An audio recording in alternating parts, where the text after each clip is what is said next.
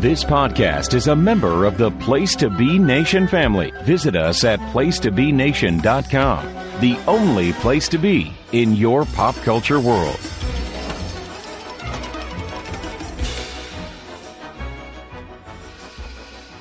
PlayStation Pop Experience Making Mount Rushmore has returned. Well, it didn't go anywhere. We're here every other week with a great panel and fun topics. And tonight we have a brand new guest, somebody who's never been on Making Mount Rushmore, but you've heard him before on this very feed a couple of times. It's been my pleasure to have him on a couple of shows, as well as he hosts a great podcast that I am a regular listener to, as well as a Twitch streamer, much like our good buddy Callum. Let's get him in here first, and then we'll get our veterans in right after. First, one half of the Geeks Who Like Sports podcast, my friend Ray Carsillo. Ray, thank you for being on the show tonight. Andy, thanks for having me, dude. Can't wait to talk about some cartoons, man. Oh, yeah. This is right up in our alley. This is one thing I love about your pod and your buddy Lee, who I go back years with. You guys talk about a lot of cartoons, and a lot of cartoons that are near and dear to my heart, because you guys aren't that much younger than me. You know, there's a little bit of a little generational difference, but not much. But and your group on Facebook is a lot of fun. A lot of cartoon talk in there as well. So yeah, we try to keep it. We talk about the classics. We talk about current stuff, and fortunately, with the nostalgia trend nowadays, it always seems to be a relevant topic. So but thanks for having me. What's old is new. Yes. Speaking of what's old is new, we got a couple of veterans that have been appearing regularly on Making Mount Rushmore. He is one of my co-hosts on Pop Goes the Classics, our Disney series, where we're going through the animated classics from the beginning. Steve Riddle. Steve, how are you?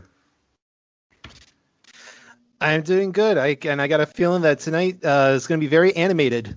I saw what you did there. Riddle. All right.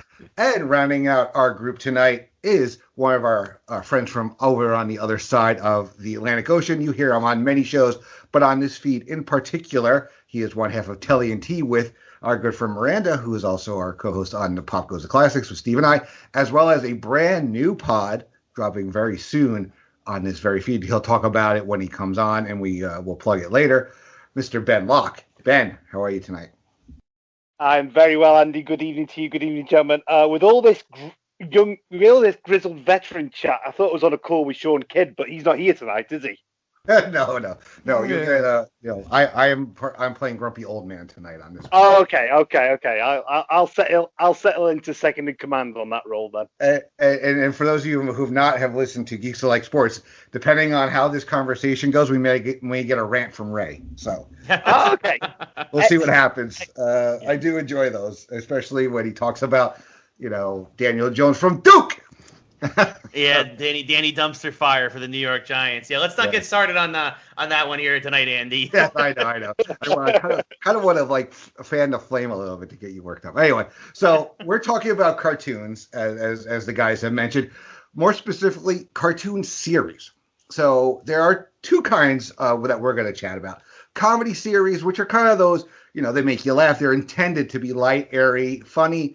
And then later on, we'll talk about action cartoon. That's the ones where you get those really cool action figures and you play with them after school. And then you hope that, one day Michael Bay or somebody doesn't screw them up when they bring them to the big screen. But who knows?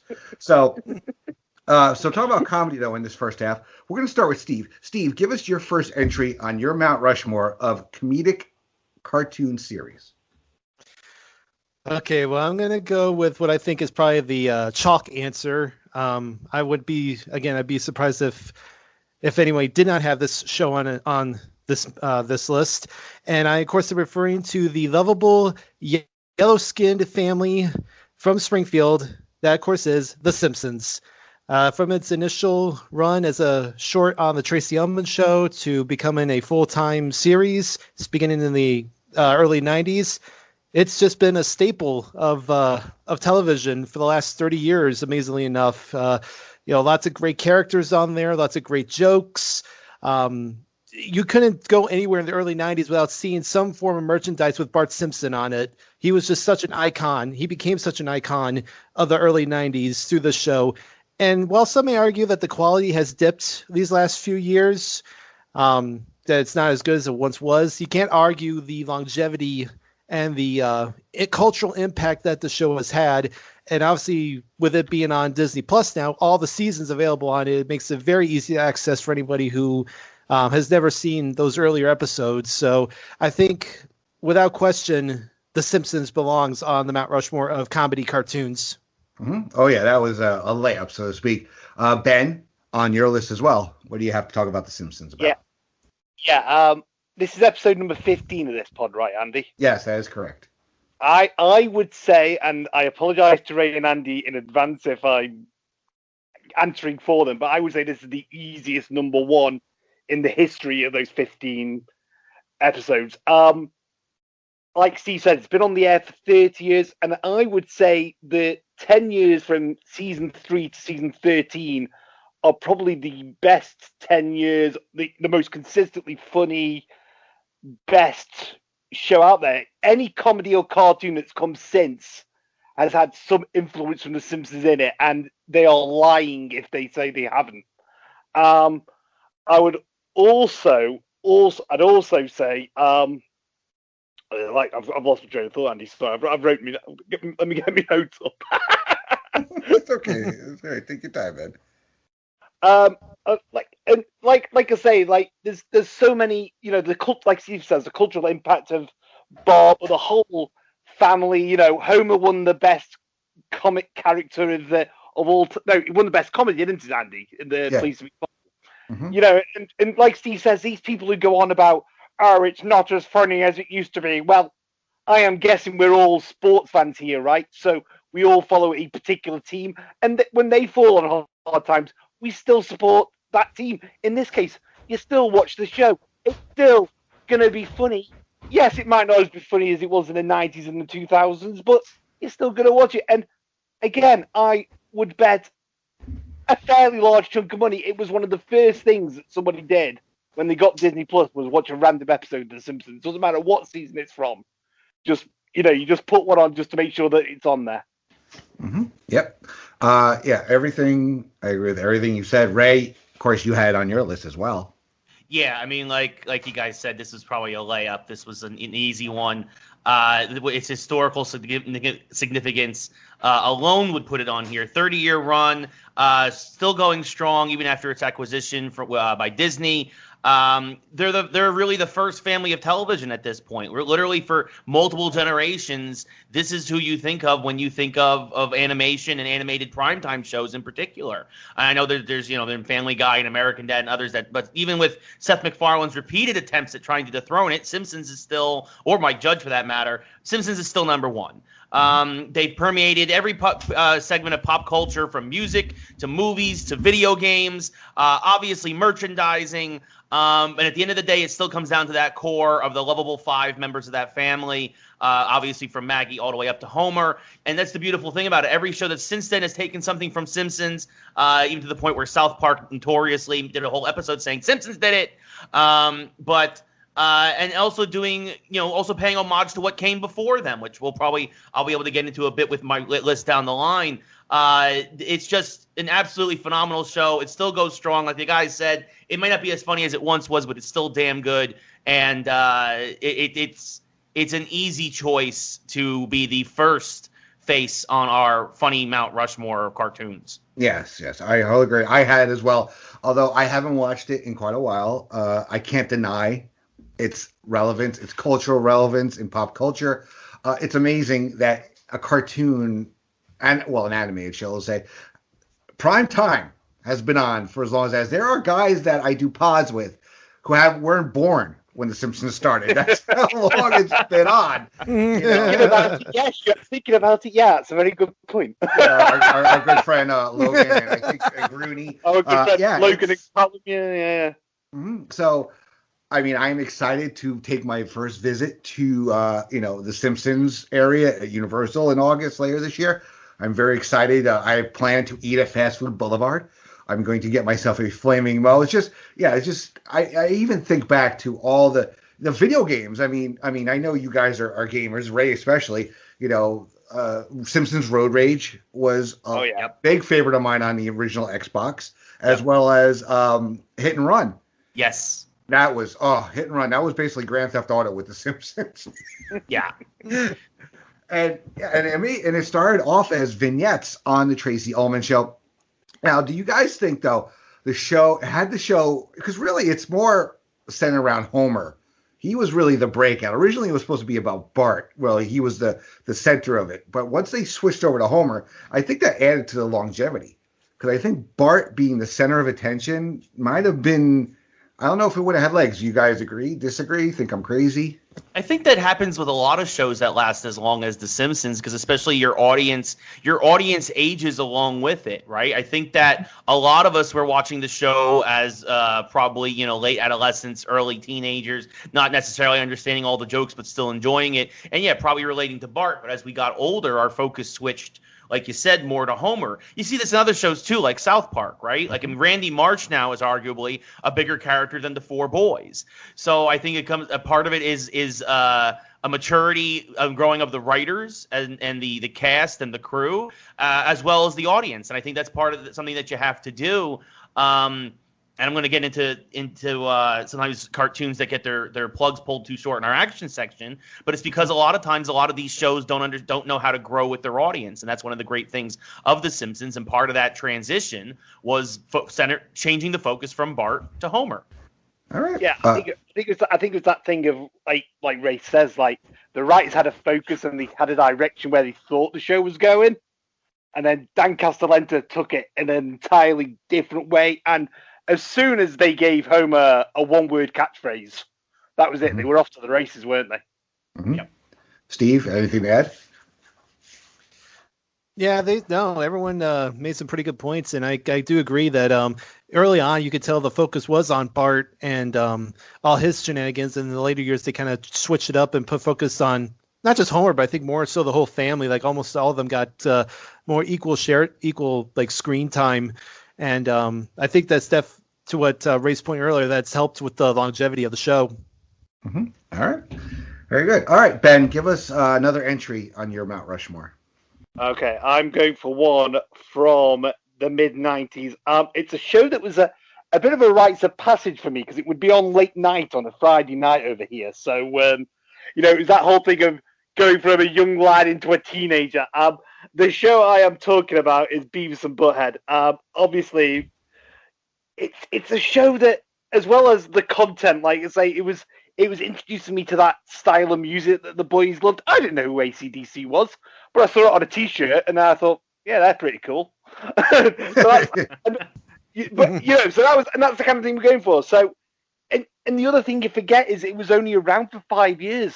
It was literally that 5-year run. I know it came back in, obviously there was a film and it came back in later years, but that initial run in the 90s, and it was groundbreaking in a lot of ways. We're going to again about the influence of The Simpsons. Definitely influenced that. Influenced a whole load of other cartoons. I'm sure there's going to be another mention of a Mike Judge cartoon coming up. But I've got to put it on there just because, like I say, just for the effect it had on me as a young teenager. Mm-hmm. Yeah. Steve, you had as an honorable mention. Yeah, everything to what Ben said. It was definitely very groundbreaking for the time. During that early 90s when you could tell that MTV was kind of starting to kind of move away from being an all music channel to kind of adding more stuff to kind of to broaden the audience, and having a cartoon kind of specifically made for like teenagers and adults, I think was a good choice for that. And they're very, both the Beavis and Butthead are very recognizable. They deal with a lot of like topics that would befall like young adults and teenagers, and I do remember I didn't watch much of the cartoon when it first aired because I was too young, but I do remember watching the movie. And I like Ben said, it kind of got a little bit of a revival these last few years, but definitely a good choice. Mm-hmm. Yeah. Ray, you didn't have it on your list, but anything to add about Beavis and Butthead? Yeah, I mean, it definitely is a worthy contender for some folks. Unfortunately, I didn't stick too many contemporary cartoons on here outside of the Simpsons. But I mean, Beavis and Butthead. I don't know anybody our age who did not at one point go, I am Cornholio in high school or junior high or something.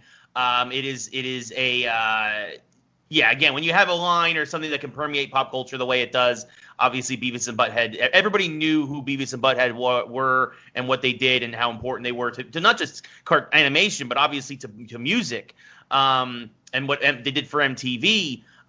For sure, they are a great addition for you guys, just not on my personal list.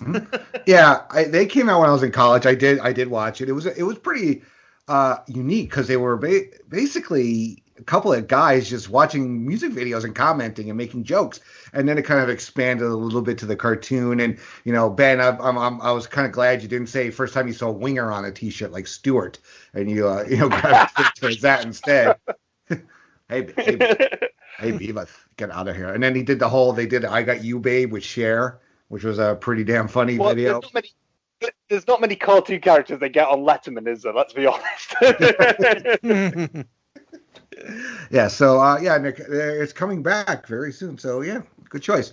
All right, Ray, give us another entry on your Mount Rushmore. So for me, one of the big things for me when looking at this list was longevity and funny cartoons. There's so many that have been able to, again, much like The Simpsons, span generations. And this one was kind of tough for me because for a split second I almost put it in action, but I'm like, no, there's really not much action until the end where they catch the bad guy, pull off his mask, and he says, "Oh, if it wasn't for you darn meddling kids." So for me, it has to be Scooby Doo. Is one. Scooby Doo, Where Are You? It had spin-offs with Scrappy Doo. They've had a ton of home movies. They've met everybody from Batman and Robin to the Harlem Globetrotters, the Three Stooges, John Cena. It's another one of those franchises that has been able to last generations. And as we go down my Mount Rushmore, we get older and older. But it's one of those things where, again, it's been able to permeate pop culture in a way where everybody knows who Scooby-Doo is. Everybody knows Shaggy. It's had live action films adapted from it. And it's again, just kind of been able to stand the test of time. And although I'll say that maybe the current stuff that comes out that's direct to DVD or streaming maybe isn't as good as the stuff from the 70s, it still is one of those things that's enjoyable for everyone of all ages. And for me, Scooby-Doo remains always brings a smile to my face. Mm-hmm. Yep. It made an honorable mention for me. It just, I don't want to tip my hand too much, but it was heavy rotation as a kid. My sister's 4 years older. She was a huge Scooby-Doo fan, and it had the whole, there was Scrappy Doo. You can consider one of the most annoying cartoon characters in the history of cartoons. But the Mystery Machine, the relationship between Shaggy and Scooby, you had, and the guest stars. That's really what did it. Plus, they kind of intertwined with some other Hanna-Barbera cartoons, which may get mentioned at some point as well. But yeah, definitely a great pick. Steve, it didn't make your list, but you have anything to add about Scooby-Doo? Yeah, that's a good pick. I didn't watch a ton of Scooby-Doo.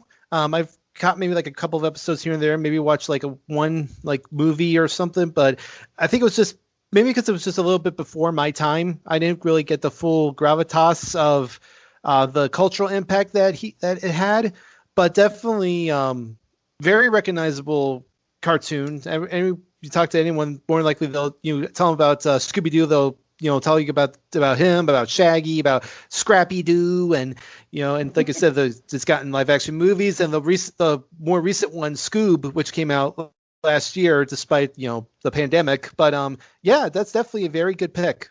Yeah, Ben. Did you have any thoughts about Scooby-Doo you wanted to add? Well, there's always, every time I do this pod, Andy, there's always at least one popcorn fart moment I have, and we've reached it quite early. As soon as Ray said it, I'm like, why did I even think of Scooby-Doo? And I think I'm trying to block out the Scrappy-Doo and Marmaduke, is it? I can't remember the white dog's name, but Scooby-Dum. Yeah, I'm trying to block all that out of my head, I think, and I'm just gonna pretend I forget about that. Yeah, it should have at least been an honourable mention. It's fantastic. You can go on about the repetitive plot all you want, but you always felt quite proud as a kid when you figured out who the evil janitor was, or Old Man Withers, who owns the amusement park. it's the caretaker from down the road. I got him in. It was a bunch of meddling kids. Yes, it was real. Sometimes predictable, but yet hysterical and so funny. And the Scooby snacks there. What was in them? Really? Come on. Yeah, lots going on. The Scooby snacks are now legal in California. Yes, they are. They're about to become legal in New York. Also. Just to let you know, Andy has to do at least one British accent during the pod, so he's filled that requirement as well. Just that. I didn't do a British accent yet. I thought it was. Sorry, Andy. No. You'll know when I do my bad British accent. Okay. Actually, I think I'll have it actually in the second half. I guess. I think. I think so in the second half of the show. All right, so I'm gonna add one of my picks. Now, I was a little older when I started watching this. Probably not exactly in the target age group, but when I was in college, I was addicted to the Disney afternoon. I would come back to my dorm room and I would, watch cartoons, so to speak. And my favorite out of all of them was Chippendale's Rescue Rangers. Love the theme song. Chippendale, great pairing. And then adding in Monterey Jack, Gadget, and Zipper. I actually knew a girl in college at Iona. Her nickname was Gadget. Monterey Jack's laugh. Great villains on the show. Yeah, it was so much fun, and that was one of the first things I put on Disney Plus. Actually, was a Rescue Rangers episode.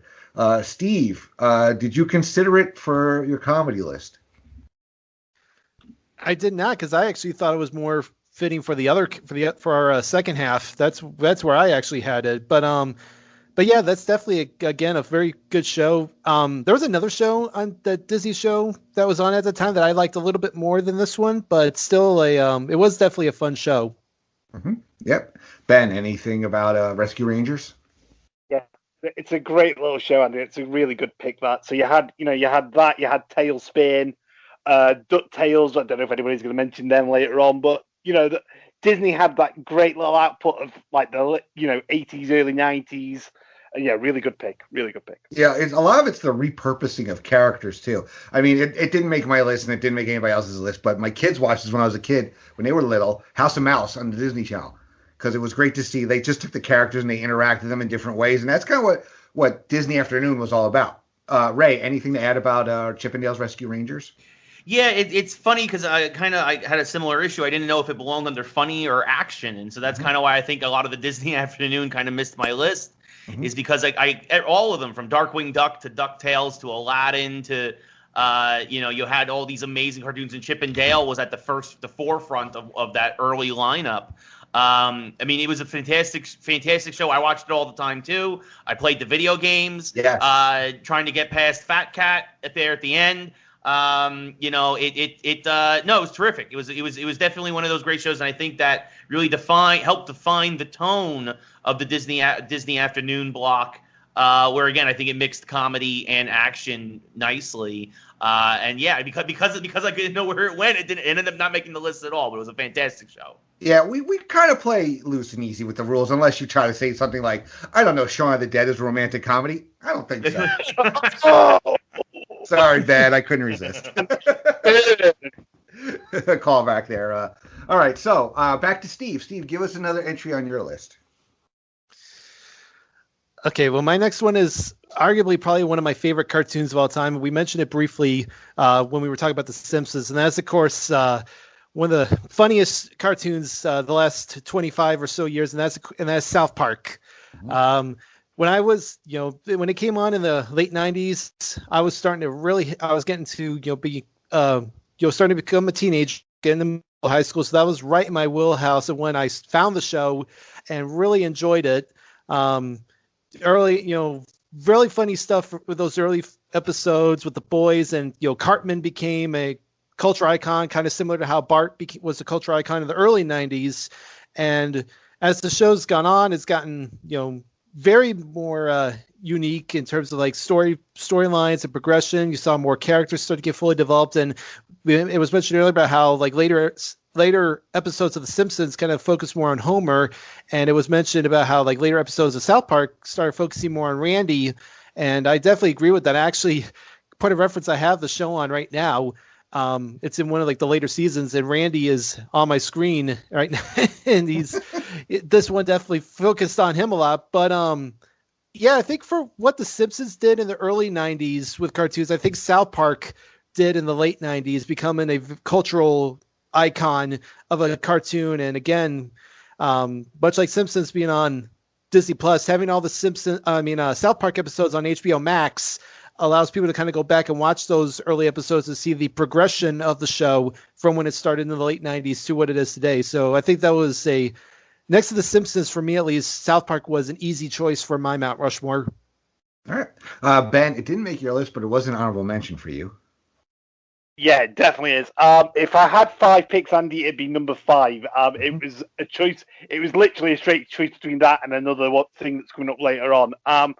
And like Steve says, it's been on the air 24, 25, nearly 25 years now. And I don't know if they still do it, but I love the fact that they, record and draw the show in the same week. So everything is, up to date and current, which sometimes doesn't work when you watch it again, maybe in later life. But, some of those episodes really do resonate.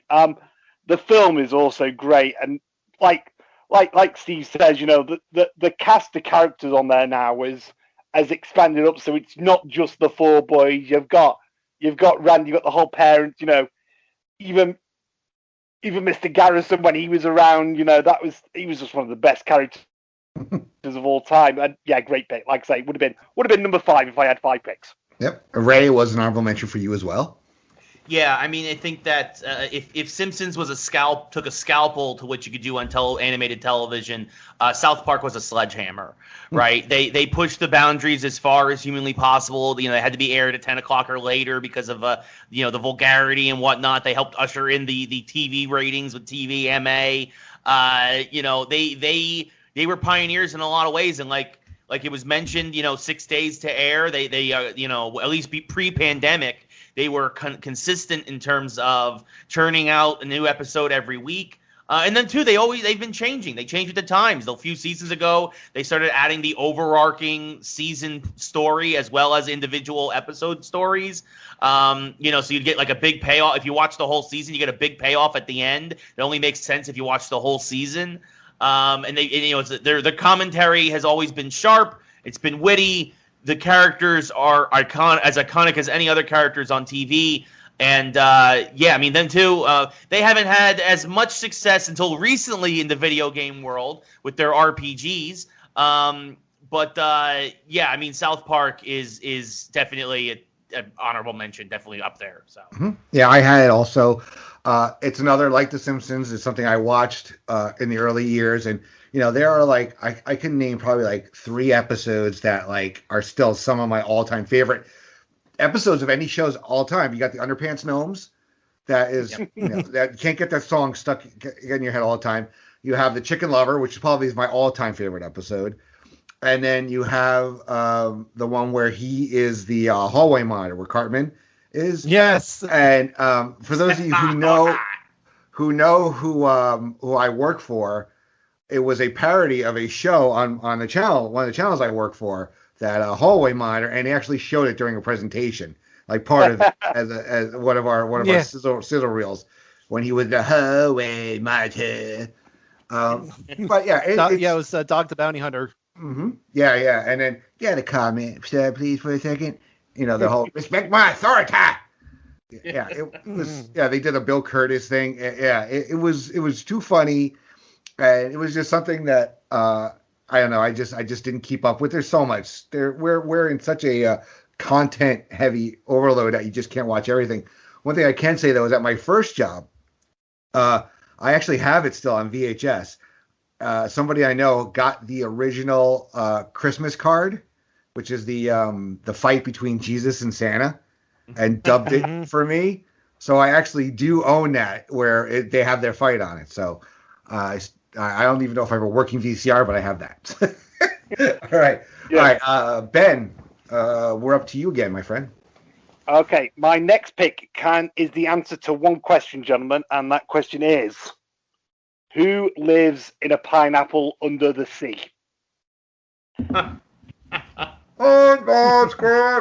Yeah. Thank you. Yeah. We talk about a show with longevity again, and this is another one. It's been around like over 20 years now, and it's one of those shows. It's as absurd as it is funny, as it is brilliant. I have a 7-year-old nephew. He laughs at the fart jokes and some of the other kid jokes, and I'm laughing at some of the other references. I'll be honest. How it gets away with some of the language it uses on Nickelodeon, I don't know, but that's a question for another time. I absolutely love it. It's one of the few kid cartoons of the modern age I can still sit down and watch. Absolutely brilliant. Absolutely brilliant. It is too funny. It has a little bit of Ren and Stimpy type humor, but in a kid way. Yep. Yes. Because it's just so ridiculous, but it's more of childlike. In the way it's presented. I mean, I had as an honorable mention because, of course, my kids did watch more than my daughter. I had the video game for the Xbox. It was Battle for Bikini Bottom, which was fun and frustrating at times. And I think if I ever do a Mount Rushmore for cartoon characters, Patrick might make mine because he voiced by Bill Kirschenbacher, aka Dauber from Coach. What just ridiculous and funny. I mean, it's just the way these characters, like Plankton, is so obsessed with stealing the formula, and Mr. Krabs is obsessed with money, and Squidward's just a miserable prick. I mean, everything he got going on there. Ray, SpongeBob did not make your list, but do you have anything to add? Yeah, I mean, just like you said, I think the big thing is you could probably draw a line from SpongeBob to Ren and Stimpy, but it's more refined. It's better at hiding the jokes and the crude humor. And yeah, I mean, I think that, it's kind of the continuing evolution of Nicktoons, and it's found a place, again, in all sorts of media and mediums. It's transcended just Nickelodeon, and that's how you know it's the mark of a good cartoon. And so, SpongeBob, not a personal favorite, but I can definitely understand why it's on someone's list. Mm-hmm. Steve, you have anything to add? Yeah, that's a good pick. I remember when it first came out, when it first debuted, and those first few seasons were pretty funny, and then I just kind of, as I got older, it just kind of fell out with me, and I, keep track of it a little bit. It's amazing to think that is the longest running cartoon on Nickelodeon right now, which is crazy to think when you think about the shows from the early '90s that are so beloved by people. But I mean, if there is one cartoon that definitely merits recognition for the longevity, it's definitely SpongeBob. Mm-hmm. Yeah. All right. So I'm going to give another entry. This is probably one of my top cartoons of all time, and I'm actually just getting around now to continuing the revival. Again, we're in peak TV as usual. So many choices out there, but I almost got it. I thought wisely, almost got a tattoo of one of the characters from this show when I was in my early 20s. I'm talking about Animaniacs, the Warner Brothers and the Warner sister Dot. All the other tertiary cartoon characters on that show. We had Pinky and the Brain, Buttons and Mindy. You had Rita and Runt, the Good Feathers, Chicken Boo, Slappy Squirrel. It was so much fun. And yes, I almost got a Wacko Warner tattoo. I never got to the tattoo shop, but I had considered it. But now I'd be looking at it, pushing, I'm 48 and a half or so having a Wacko Warner on my arm probably wouldn't be a good look for me right now. But it's just really hysterical. So brilliant, on the nose. And one of my voice actor heroes, Maurice LaMarche, is the Brain. And they had their own spinoff, but literally me and my best friend are Pinky and the Brain. And I let you guys figure out which one I am. It's not a very hard decision. For anybody who's met me for 5 minutes knows that I would be the Pinky in any relationship. I just love Animaniacs so much. Steve, you have any love for the Animaniacs? Yeah, that I almost made that honorable mention, but I ended up knocking it off for something else. But that's definitely a good pick. I remember that show in the 90s on Fox Kids was pretty big. I was definitely I think of all the cartoons on there, I was definitely into the original 3 more than some of the other ones. I know Pinky the Brain ended up getting its own spin-off, but yeah, definitely a good pick. Yeah. But I mean, for me, I think it goes probably Slappy Squirrel, the retired cranky cartoon character, and Good Feathers, which was Pesto and Squid and I think who was the other one? Frankie or Joey? I can't remember the other guy's name. Ben, anything to add about the Animaniacs? We talked about like blocks of TV earlier on, Andy. So we mentioned the Disney block. We also had the Looney Tunes block over here. So you had the classic Looney Tunes when they show, some Bugs Bunny and Porky Pig, and then you get Animaniacs and Pinky the Brain along with Tiny Toon Adventures. All great. If anybody's picked any of them, that's all great picks. Very nearly made my honorable mentions list. Brilliant shows. And as Ray probably played, had a very fun game for the Sega Genesis. Yes. Yeah. No. Animaniacs is a classic series. Actually, part of the reason why I didn't make my list is I'm not enjoying the revival as much. Oh, okay. Yeah, I think that's part of it, unfortunately. But yeah, I enjoyed the original run very, very much. A lot of the songs, of course, are timeless. From it was very well done. Like you said, all the side characters, the side cast was a tremendous group of characters and stuff, and it gave a really nice change up every episode. Whereas, yeah, I think part of the reason why I'm not digging the revival is as much as, at least so far, I think I'm about 6 episodes in myself as I'm trying to get through it. It's only been Pinky and the Brain for the most part, and as much as I love Pinky and the Brain, I do miss some of those other characters. But yeah, it's a great pick, especially the original run. It meant a lot. As I point out in the new theme song, they were the first to do meta, and they did it very, very well, and it was a big deal back in the 90s. It was. Especially, it was so smart. That's what it really kind of was. And unfortunately, I made sure I watched the first episode when it first dropped, but then I literally just watched the second episode yesterday. So it's been slow going. I mean, I'm trying to watch this, that, the other thing. Plus, we watch stuff for pods and what have you. All right. So back around the horn to Steve.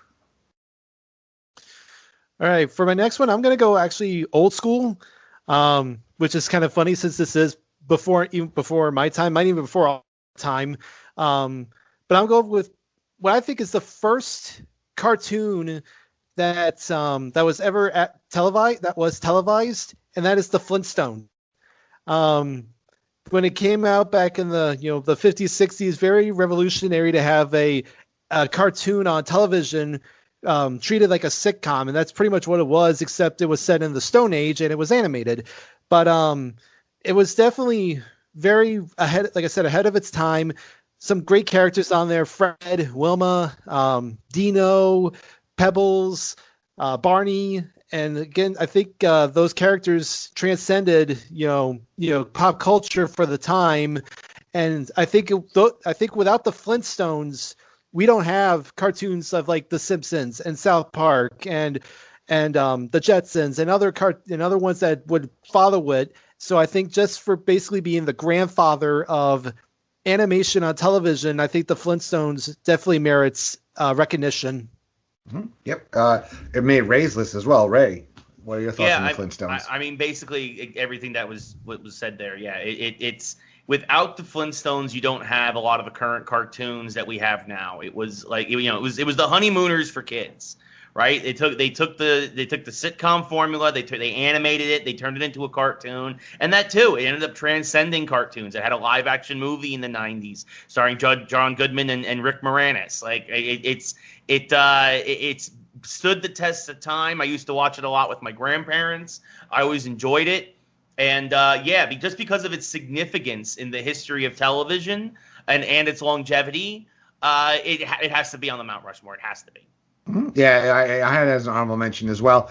I watched it a lot. As a kid, it wasn't. It was on the weekends. I think when I was watching it, I wasn't that old where I was watching it in prime time.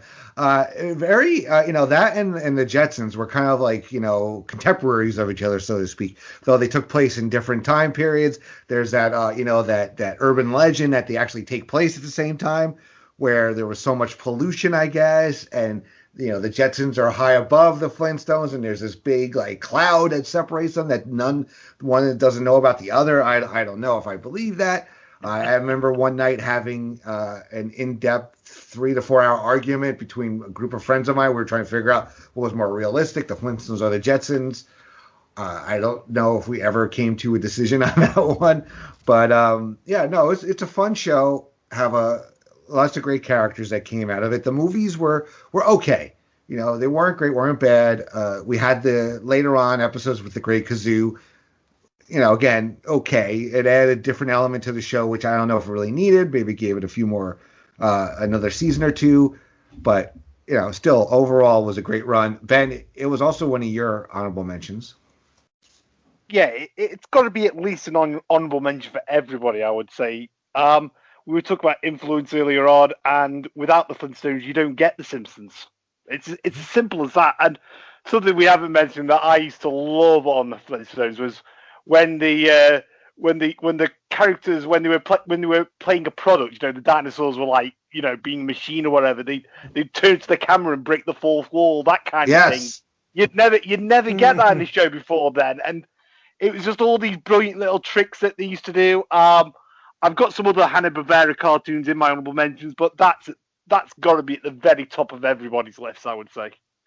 Like I said, it's at the very least got to be an honorable mention for everybody. Mm-hmm. Yeah.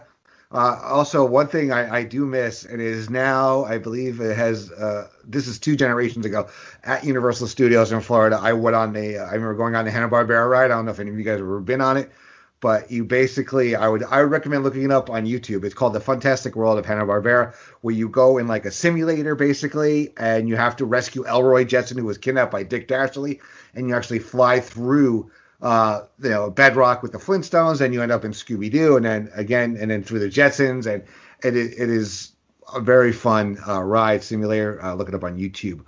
All right, so Ben, let's finish off your list. Okay, so the 4th entry was always going to be sort of a modern adult cartoon. So King of the Hill, Futurama fell by the wayside pretty quickly, and it became a straight fight between 2. South Park and the one I eventually picked. And it came down to one criterion, Andy, and it was simply which show had the Cool Whip sketch in it. And that was literally the only criteria for putting Family Guy in. We talked earlier on about like the focus of a show, the focus of a cartoon. So this show starts focusing, obviously Family Guy is Peter, that's the whole point, but then you very quickly realize this is a show with a bit of depth about it. So then you sort of gravitate to Brian and Stewie and their relationship. And Meg, Chris, and Lois, and the rest of the gang, they're not to be sniffed at either. Just the little things like doing those little cutaways to whatever that first episode with the Kool-Aid guy coming through the courtroom and touched by an angel. That's in the first episode. No. That's in the first episode.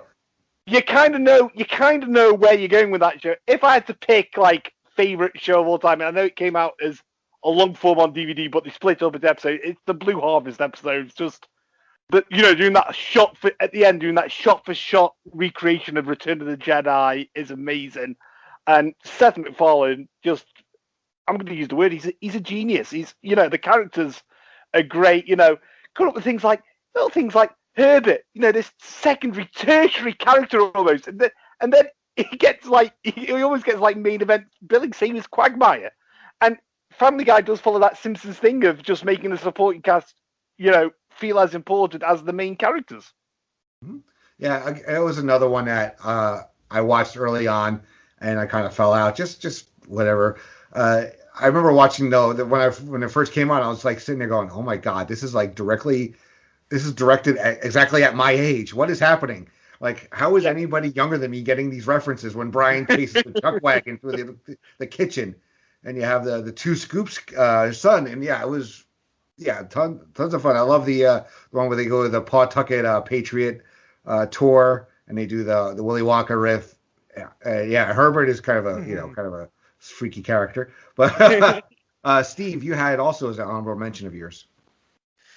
Yeah, I've always liked Family Guy. Even though a lot of people kind of critique it just because it's all just full of cutaway gags and not that stuff. It does tug at the heartstrings occasionally, and they like Ben said, you're dealing with a lot of real well fleshed out characters, not just the Griffin family, but the secondary characters, the third the third characters. Almost everybody on that show has a different personality, and you can relate to them in some way. And I think that say what you want to about Seth MacFarlane, but I think he's done a really good job in kind of towing the line with because you watch some of those early Family Guy episodes and they're really they're pretty out there with some of their storylines, and they've you could say that it's been watered down a bit as the years have gone on, but again, just based on the fact that the show was canceled twice,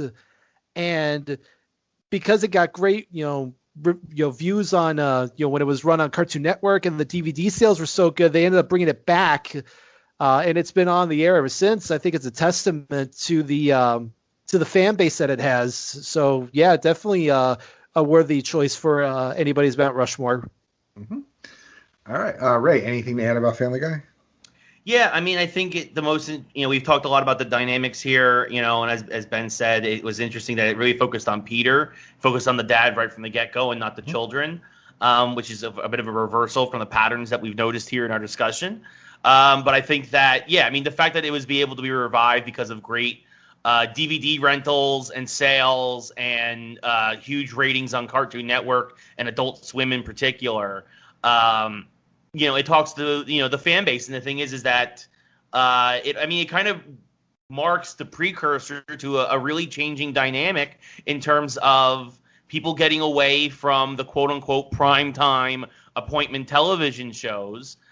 Because they kept trying to air it on Sunday nights right after The Simpsons, and it didn't get that follow through. Kind of also showing the difference already in the audiences. So I think just alone and what it meant in terms of meant to our really marking a shift in our culture and how television was consumed was a big deal. And it's obviously it has its finger on the pulse of pop culture with the Blue Harvest trilogy and everything else. And I think it's great.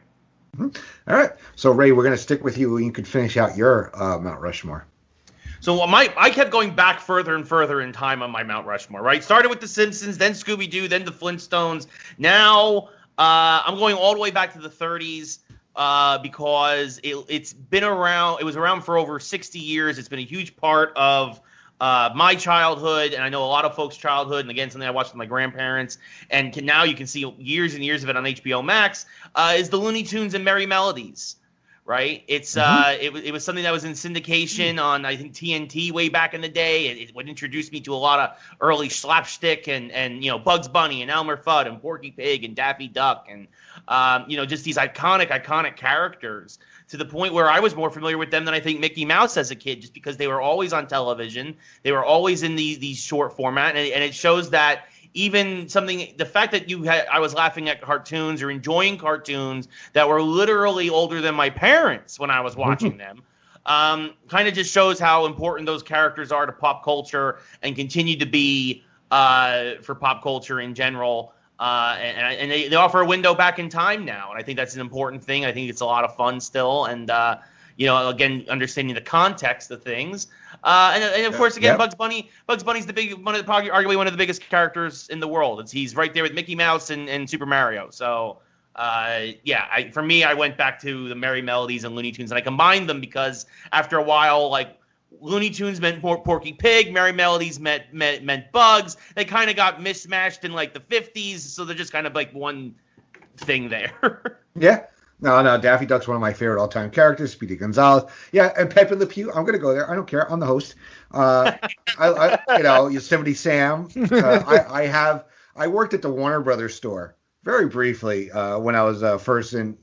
I just needed to get a gig for make a little extra money for Christmas help one year, and I did. I think I spent more than I bought. I bought cells. I bought cars. I bought beanies. I have a Foghorn Leghorn with the chicken hawk around his arm. So Andy accounted for 60% of the Christmas takings. I did. There was one day when we got, I think, 70% off. One day, I spent $300 after 70% off, or 80% or something like that. It was an insane amount of money, and I have a lot of collectibles in my house because of that. That came right from that time. But no, they're just some of the greatest collection of characters ever in any cartoon. Their legacy is great, and there's also Ray. When you were on Laughing Theater, we got to talk a lot about them and how amazing it was to see them share the screen with Disney characters. You had that one scene with Bugs and Mickey where they kind of had to be equal footing. You had the doing pianos with Daffy and Donald. Some of the greatest scenes were seeing the Looney Tunes and the Disney characters together. Yosemite Sam had a great cameo. Yeah, it was they're just a great collection there. Steve, anything to add about Looney Tunes Merry Melodies? You guys pretty much said it all.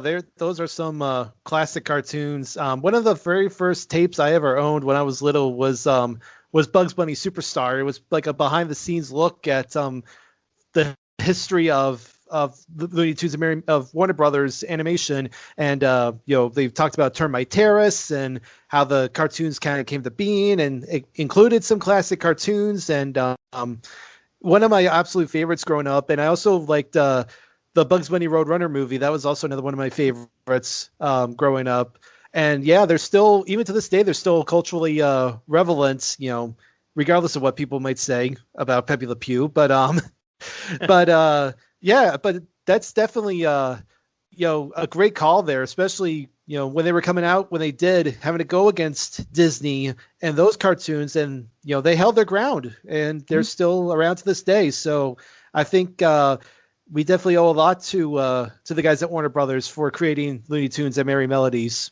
Mm-hmm. Ben, anything yet? My favorite Looney Tunes character could be summed up in one phrase. Beep, beep.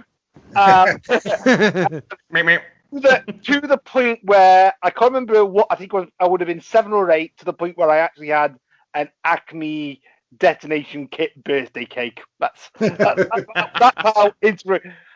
Literally, the only reason I have not put this on my list is because over here, rather than being a traditional, 20-minute, half an hour show, it was literally the 5 minutes of one cartoon.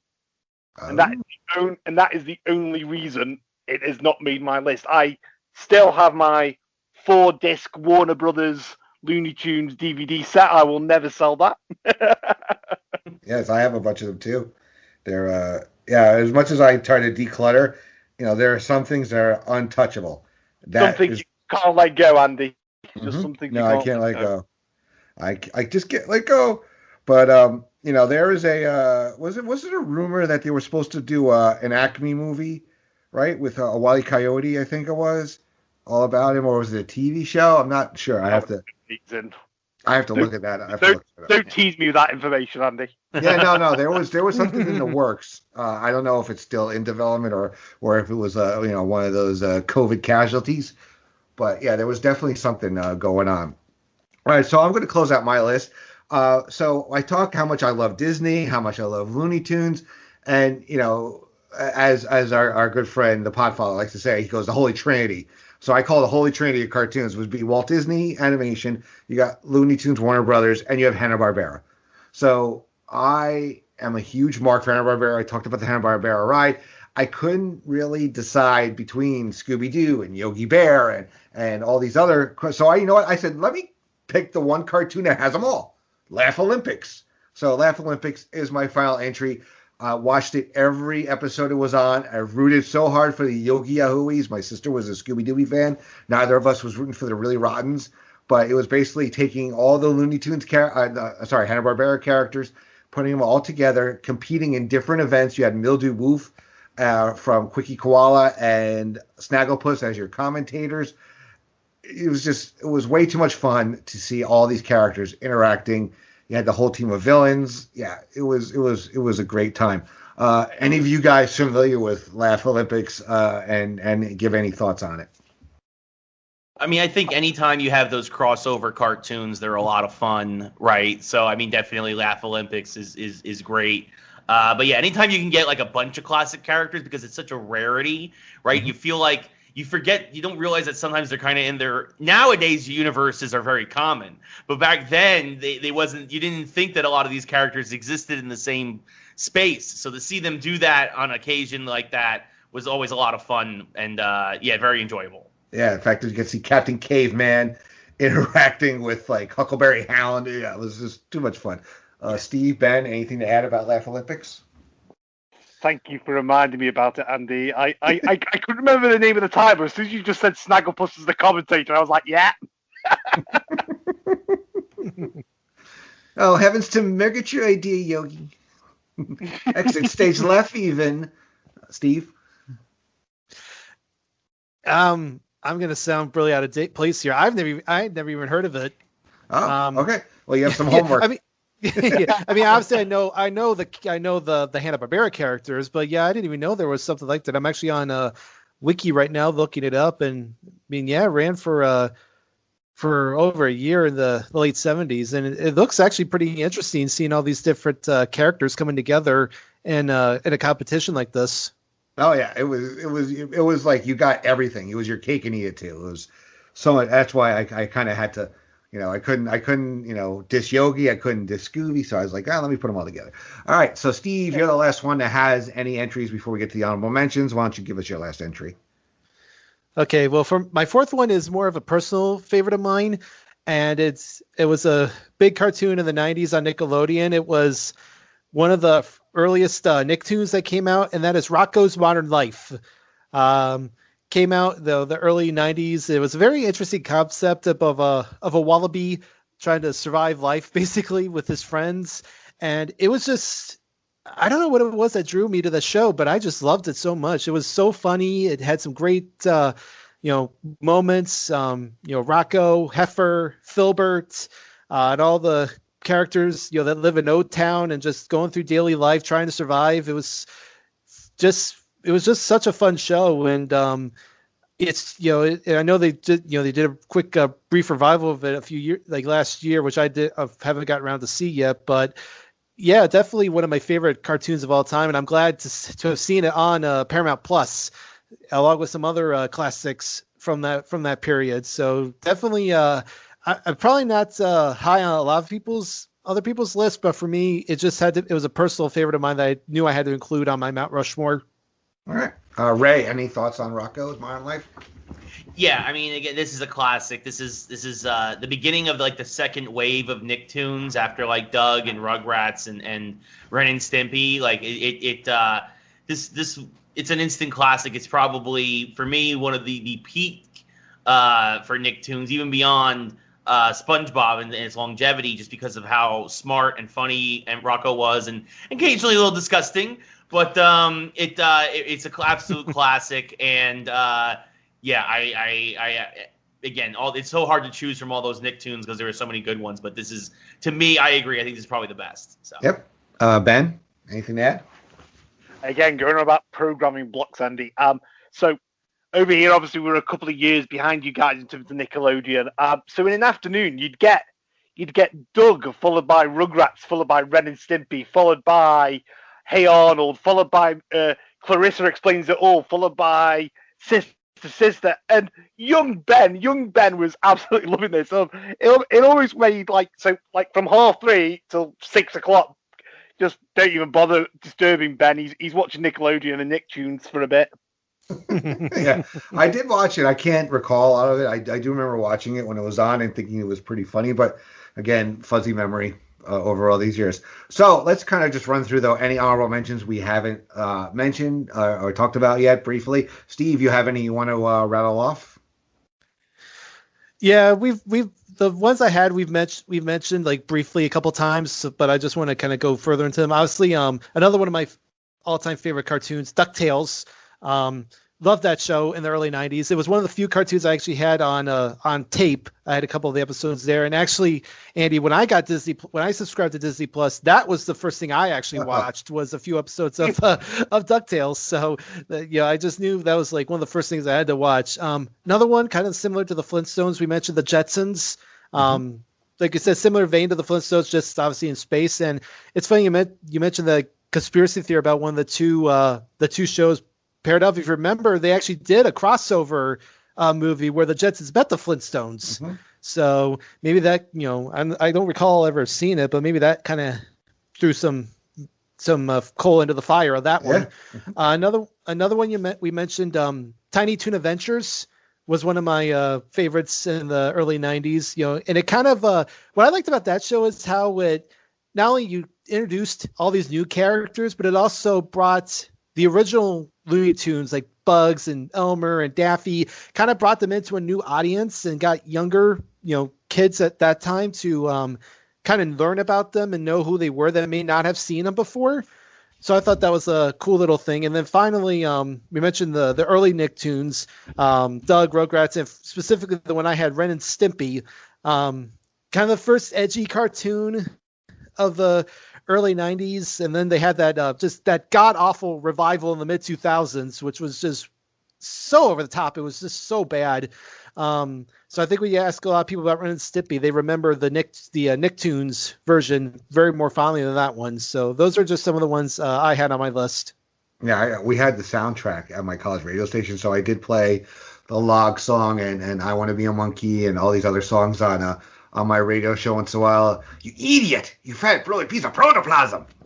Ben, any honorable mentions that we didn't say yet?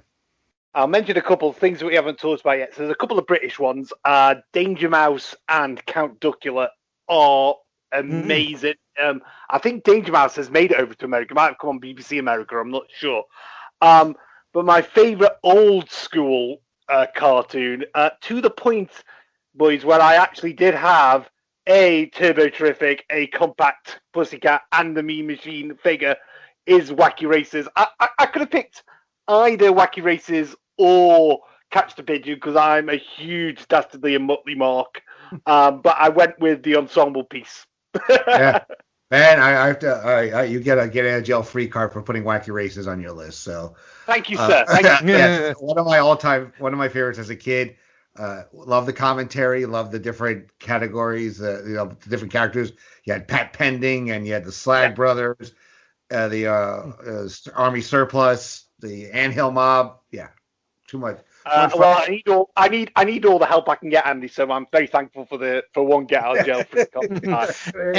And actually, Ben, Danger Mouse was on Nickelodeon in the 80s. Yes. Okay. Yep. It was actually late at night on Nickelodeon in the 80s. It was kind of like the transition between like American cartoons and then like the Nick at Night stuff for mom and dad. Yeah, because it is one of those that again, appeals to both demographics, like children and adults. So I get that. Yeah.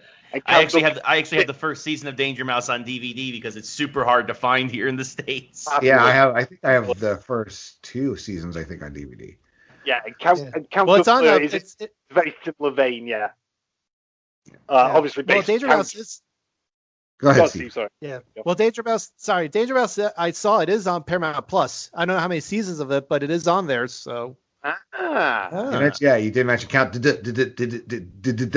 I remember that. I didn't watch that much, but yes, Ben, I was going to do my British accent with a little penfold hush, because believe it or not, when I was a freshman in high school, I was kind of on the small side. I was about 4'10", 4'11". And I was on the stage crew, and I would do these little wacky stunts, and they actually nicknamed me Danger Mouse. And it fortunately stuck for 4 years, even though I grew quite considerably in height-wise. Yes, I was getting called DM for 4 years. So, well, I'd say so. There's the '80s version that the boys all know, but there's also a newer version now on CBBC of Children's BBC. So I presume that might be on BBC America at some point. Mm-hmm. Yeah, I think I heard of it. I haven't watched it yet though, but it was with what was it? God, what was the bad guy's name? I'm trying to remember now off the top of my head. Yes. And he had the guy, the crow, I think it was, with the Cockney accent, right? I think it was. Was he a crow? The bad Yeah. guy? Yes. Mm-hmm. Right. Ray, any honorable mentions that we didn't say yet? No, I mean, we've pretty much gone over them all, South Park and whatnot. Tiny Toons was a great one from Steve. I mean, talk about great video games, too. Great video game tie-ins. And yeah, Danger Mouse from Ben. I mean, those are all fantastic ones. I mean, definitely honorable mentions and for sure. But yeah, my honorable mentions are good. Yeah, I have a few. I'm just going to name them, rattle them off. Tailspin was up there as well. Pinky and the Brain on its own. Ben mentioned Wacky Races. Muppet Babies. That was a fun that's a good cartoon. one. Mm-hmm. Yep. Flintstones, Jetsons, SpongeBob SquarePants, and something that I got to watch with my kids a lot, and I thought it was very ingenious as well, was Phineas and Ferb. Could not get that theme song out of my head. So, but I thought it was really funny though. And Perry the Platypus and Dr. Doofenshmirtz, hysterical characters. So lots of fun. All right. So guys, great first half of Making Mount Rushmore. Lots of funny cartoons. But now, when we come back, we're going to get into the action. Some fun action cartoons. Talk about our great action figures, some great video games, maybe some okay or great movies that were made from them. But we're going to talk about that in just a moment when we come back with Steve Riddle, Ben Locke, and Ray Carsillo. I am Andy Atherton, Making Mount Rushmore. Be back in a moment.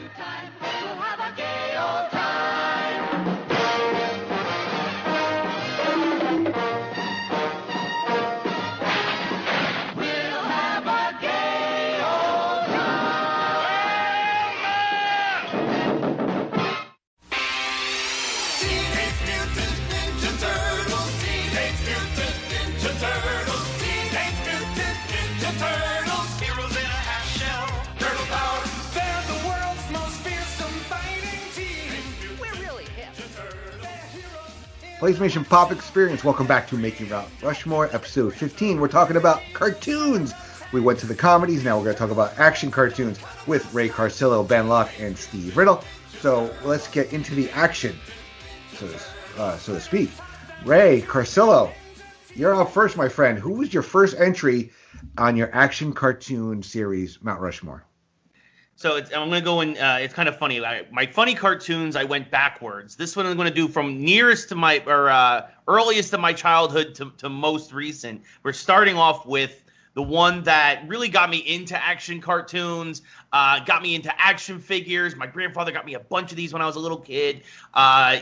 Super patriotic. Had one of the best theme songs of the 80s. They had comic books based off this to help sell the action figures in the cartoon from Marvel at the time. Of course, and the creme de la creme was the fact that they had Sergeant Slaughter, real life WWF wrestler, was a part of the roster. G.I. Joe, they had everything you could have as a kid. Like I said, it crossed every possible part of pop culture. Absolutely phenomenal. I love G.I. Joe. It was everything you wanted as a kid. Red lasers, blue lasers, huge vehicles, over the top characters, and of course, they actually ended up creating the Battle Android Trooper just so that you could see something on kids' television get destroyed, which they were really against at that time.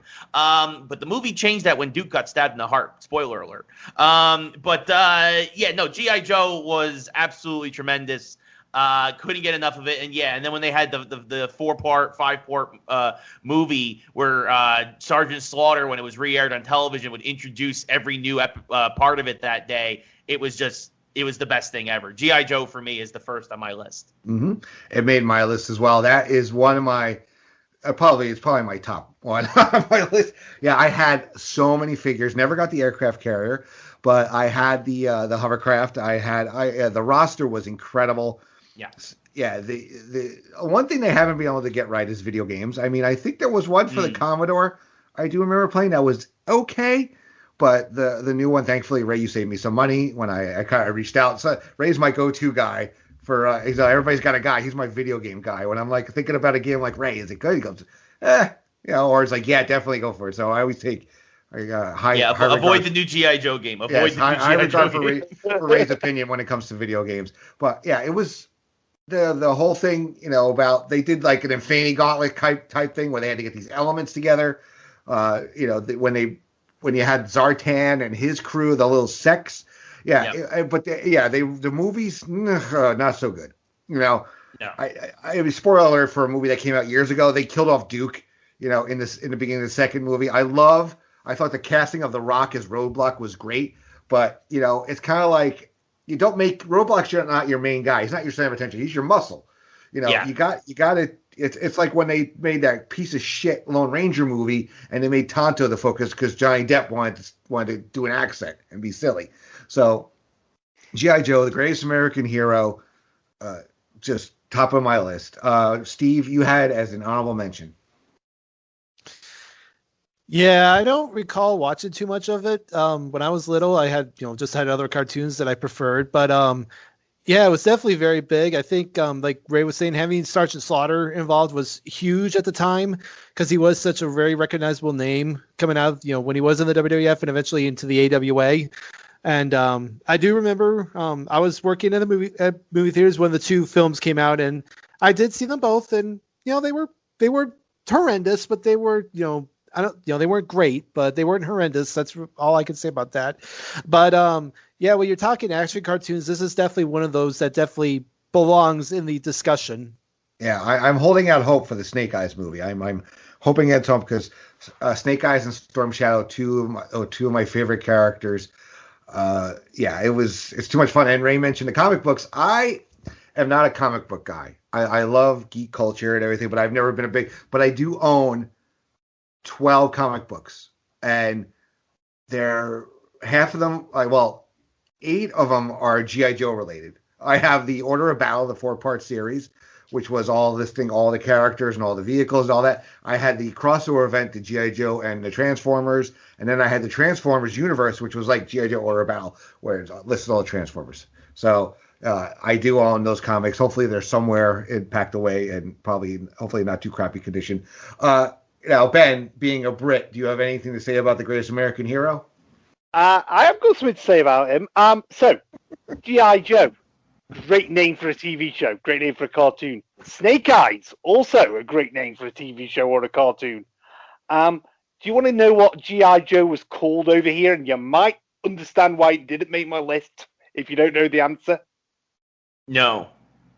It wasn't called G.I. Joe, it was called Action Force. Who's gonna watch a cartoon called Action Force? That doesn't sound like a real American hero. Exactly what or any kind of hero, does it? Let's be honest.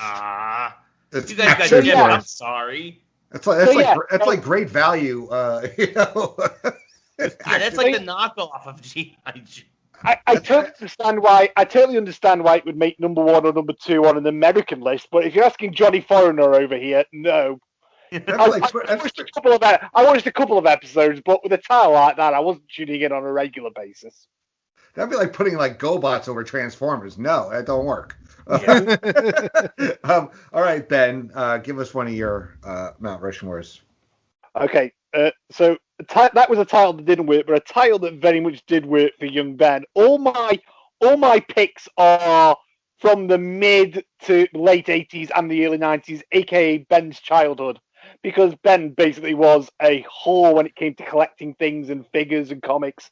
And the biggest example of that I've got in my life is He-Man and the Masters of the Universe.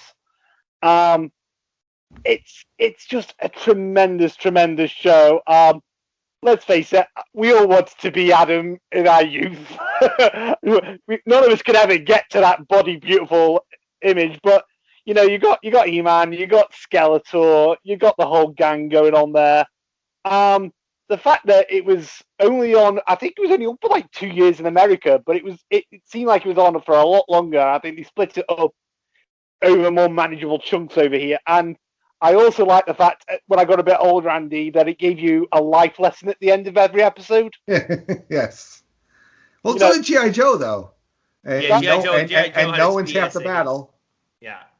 So I admired that. But yeah, so Master of the Universe had to be on my list. Oh, yeah, a lot of cartoons actually did that. Super Friends, a lot of them had their little life lessons at the end. Steve, it made your list. It was one of your honorable mentions. Yeah, just again, it wasn't a show that I watched a lot of, but I agree, definitely one of those popular ones from the 80s with some great characters. And, I'm sure a lot of kids, that love the show would always go around going, I have the power. Just a great show to have on when you're talking about action cartoons. Yeah, they tried to do the movie, wasn't very successful. I think they're still trying to do one. I won't hear a bad word said about that movie, Andy. Maybe it'll be on your new pod at some point, Ben. Oh, it's on the short list. Trust me. All right. It did have a Commodore 64 game too, as well, I believe. Ray, you have anything to add about He-Man? This is kind of a blind spot for me. I never got into He-Man as a kid.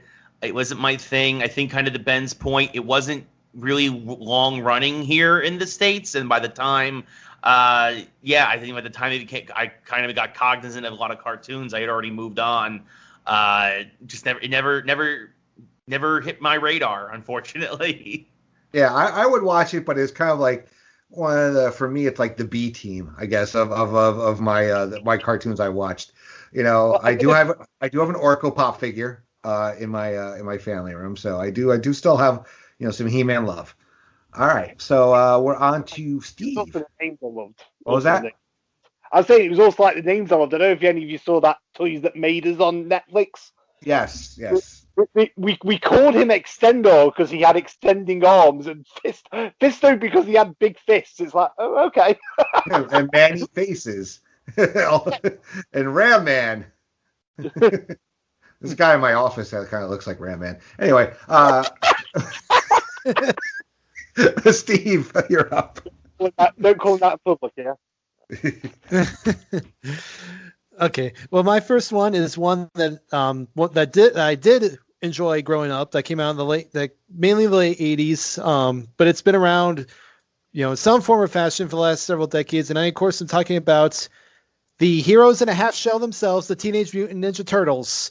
Obviously, like I said, there were, there's been seasons of like the 2000s, and there's one, the 2010s, one going on right now, but I'm specifically referring to the ones that came out in the late 80s to early 90s. I loved that show when I was growing up. That was another cartoon that I had on tape in terms of the episodes. Loved the Turtles. I loved, obviously I was, Michelangelo was my guy. But I did like all of them. Obviously, hated Shredder. Loved seeing the different, episodes that they had. And I did enjoy the live action movies that came out during the 90s. The first two, especially. The third one's kind of hit or miss for me, but definitely the first two. And I think when you're talking about action cartoons, I can't see any reason why you wouldn't have the Ninja Turtles on the list, especially for the longevity that they've had for as long as they've been on the air. Ray made your list as well. Yeah, no, definitely. This came right after G.I. Joe for me in my childhood. This was a huge thing for me. I'll say it, Steve. It's okay. The third movie was terrible. The third live action movie, it's okay. The first two were very good. The first two were good. The third one, not so much. But the Turtles, yeah, it has this amazing longevity. It continues to permeate our pop culture. The comics continue to be fantastic. Kevin Eastman's returned to them. He's doing this great series right now called The Last Ronin. It's permeated video game culture. They got a new video game coming out called Shredder's Revenge that basically is the spiritual successor to Turtles in Time. It found a way to permeate every part of our lives in the best way possible. It had the best action figures. It had the best vehicles. I mean, still one of the greatest days of my life was getting the Technodrome as a kid. It's absolutely phenomenal. TMNT continues like Steve said, it's been redone over and over again, but the one in the 80s in particular still remains probably the best and the nearest and dearest to my heart. And it's it's an absolutely it started off as a spoof of all the other stuff that was going on in the 80s with superheroes and mutants, all this other stuff, but ended up turning into its own thing in the best way possible. And absolutely love it. Absolutely love Turtles. All right. Ben also made your list. Yeah, another one that suffered from a great value title over here. So it was known as Teenage Mutant Hero Turtles over here, but at least you knew what the characters were about in this. And it's just an amazing show. I love it to bits, and I will forever run on TURTLE power.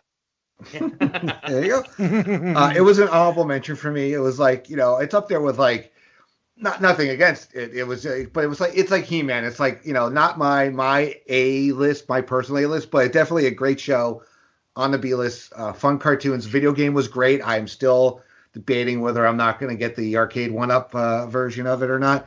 But yeah, definitely a property that's great. I've enjoyed the recent movies a little bit. No, it's nice nostalgia, but Ninja Turtles are great. All right, so I'm up. I'm gonna go with, we briefly mentioned this before. This is if G.I. Joe is my one, this is my 1A. This is Transformers. Just growing up, I'm not going to mention the other parts of the lineup because they're on my list, but this was my afternoon when I was like, 10, 11, 12, 13, however I was, come home from school. If I wasn't outside playing with my friends, or it's like, I got to get inside. Why? Because G.I. Joe and Transformers are starting. I loved it. I collected a lot of Transformers in my collection. The whole dynamic too with the Autobots were great, and I love them, but the Decepticons between Megatron, and you had Starscream with his plot to take over, you had Soundwave and Shockwave. They were just more layers to them.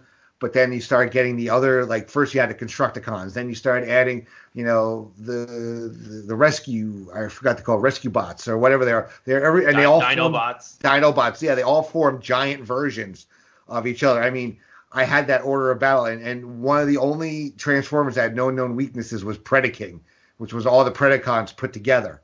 So yeah, it was tremendous, so much fun, and it was one of those, I have them all on DVD. Same with G.I. Joe, and I will pop them in from time to time. So, Ben, it was also on your list as well. Yeah, it's another one, Andy, that mid-'80s golden period of cartoons for me. I was definitely in Autobots when I first started watching it on the babyface side of things. And then I did my own heel turn, like you said, where the Decepticons were just more cool, and yeah, that was what I wanted to be. But like you say, the newer films are okay. I can put one on. I can watch them. The games are good, but it's got to be on there. It's got to be on people's lists. It's always like the Flintstones in the first part. Yeah. The games have been, I mean, I think I got Devastation really cheap. It's the only reason I bought it. I do like the first Transformers movie. I do like Bumblebee. After that, I literally walked out of the first Transformers movie, though, sounding like comic book out with my buddy. I was like, okay, well, that was incorrect because this was that. And they made Devastator was actually the Constructicons put together, and they had Devastator was one robot. And it does not have that gun. It has this one. Yes, it was my breakfast burrito was starting to congeal, so I would be blunt with you. Steve, you also had as an honorable mention. Yeah, I can't resist. Yeah, much I get a chance to do voices on my shows. I can't resist. Sorry, guys. No, that's okay. Much like G.I. Joe and He-Man, didn't see a lot of Transformers, but it was one that I again knew about, and I more familiar with it just for the movies that came out in the last few years. And they've been like you said, I think you have to go into those Transformer movies with a bit of like, okay, you're not going to get a cinematic classic here. You're just going to see a lot of robots destroy, a lot of destruction, and I think you'll be okay with them. But yeah, another great pick there in terms of action cartoons, especially in the 80s when these were very prevalent. Mm-hmm. Ray, anything to add about Transformers? Yeah, I mean, Transformers is one of those classics. It was hard for me not to put it on my list, but I decided to go for an honorable mention for another Transformers franchise we'll talk about later. And that's kind of why I stayed away from it. And that too, same thing. It's that 1-2 punch with G.I. Joe, right? The we must sell action figures cartoons, but also it's got great writing. The same voice actor who does Starscream also did Cobra Commander. So obviously Hasbro, they went hand in hand. And yeah, Transformers is super iconic. It's amazing. I War for Cybertron and Fall of Cybertron are fantastic games, but them too, they've fallen on hard times in the video game realm. Do not get you don't want anything on the current generation for Transformers. But it's I couldn't even remember the name of the game. It was so bad that I played a few months ago. Anyway, but yeah, it is a classic franchise. It's phenomenal. Yeah, when I talked to your partner Lee when we worked together years ago, and I talked about my love for the Transformers, he started calling me Atherbot. So, yeah, lots of fun. All right, so Ray, give us another entry in your series and on your list.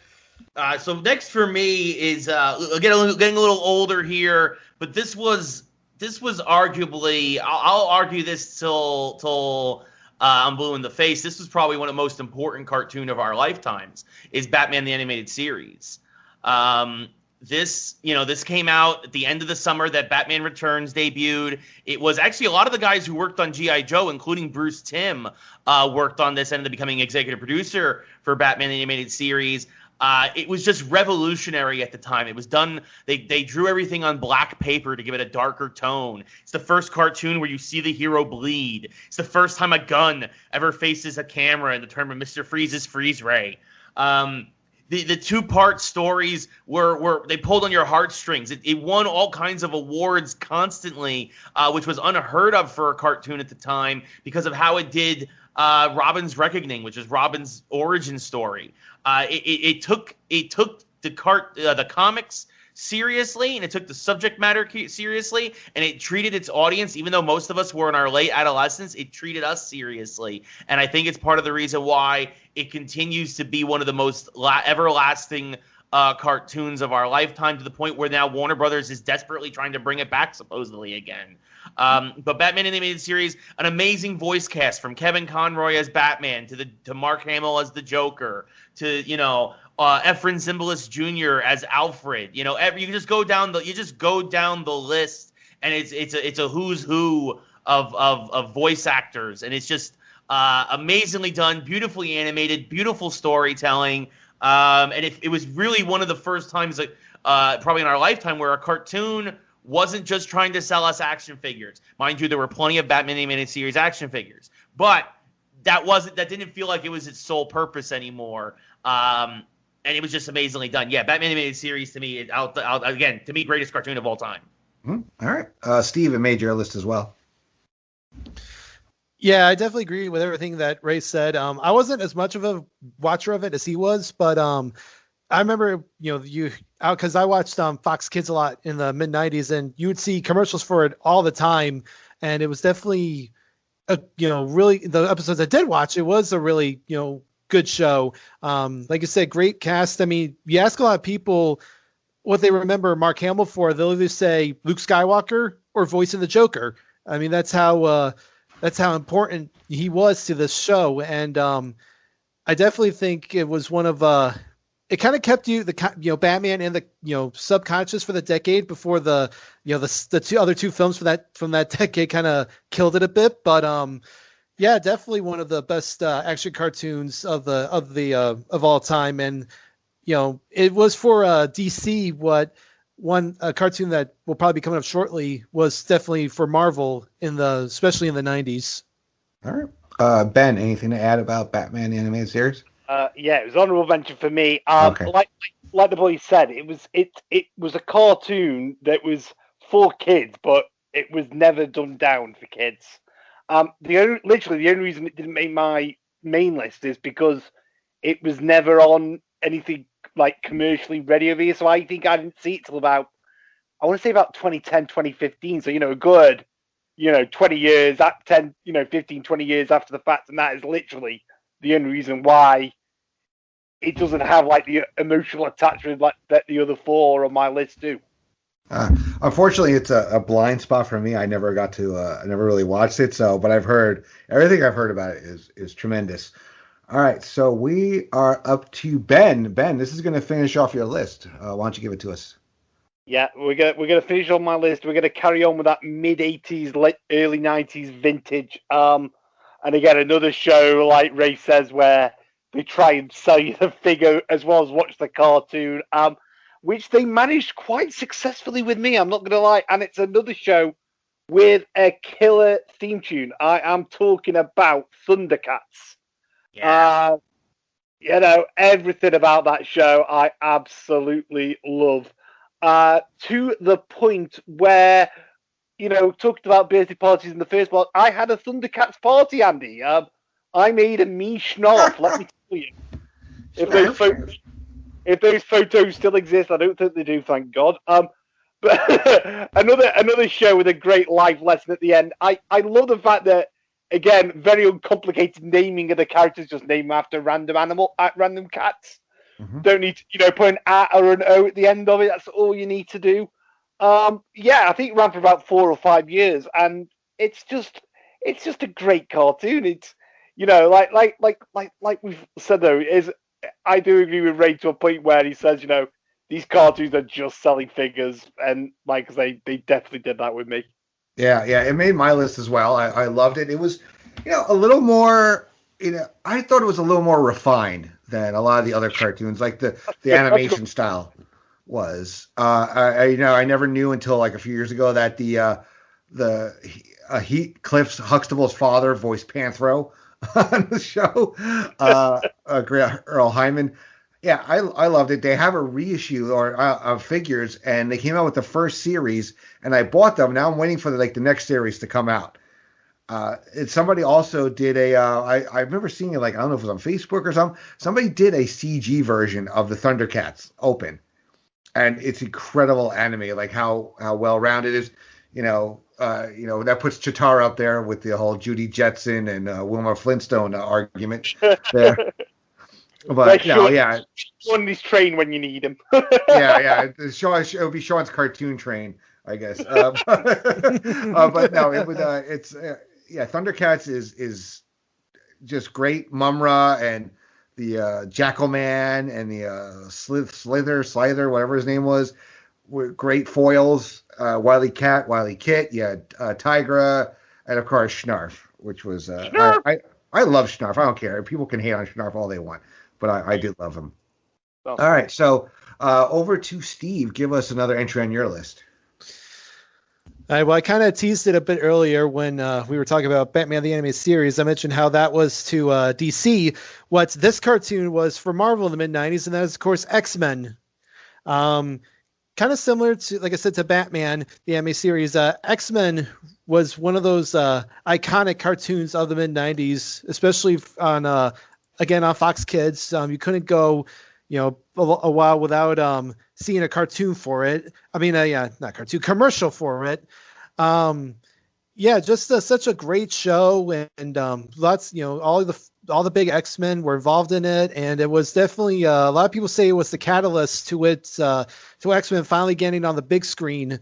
And when it comes to animated shows that Marvel has done, obviously they've done, you could talk about Spider-Man, probably right behind X-Men, and then there were a bunch of Avengers type cartoons. But I think if you ask a lot of people, they'll probably tell you that when it comes to Marvel animated shows, that X-Men is right at the top of the list, if not the very top of the list.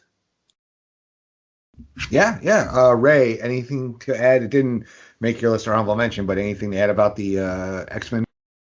No, for sure. I mean, X-Men I completely agree, was the Marvel equivalent to Batman. It took its story.